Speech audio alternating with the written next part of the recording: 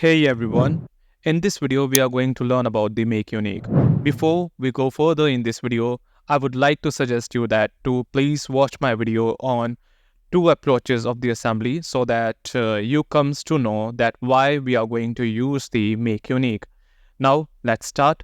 Here we have a model which has been made into this assembly using the approach of top-down approach.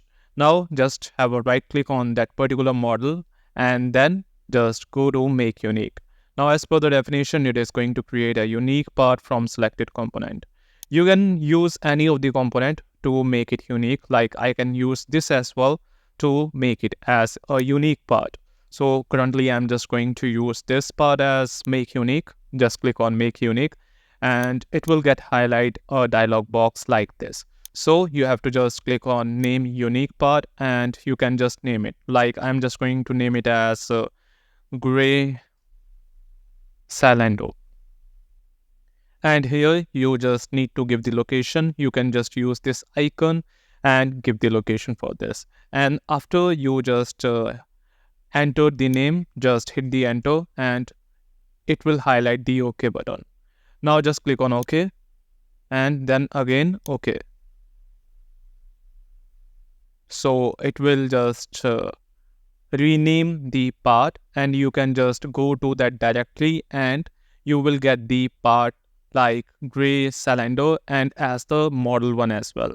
Now just go to this directory. Let me just show you what has happened. Now just let me go to that particular location.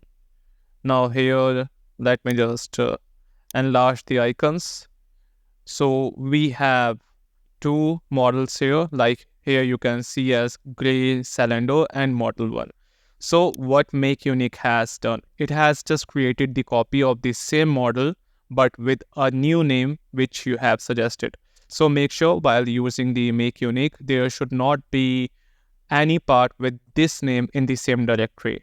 So that is all regarding the make unique. If you have learned something new from this video, please do hit a like, share this video and don't forget to subscribe our channel. Thank you so much.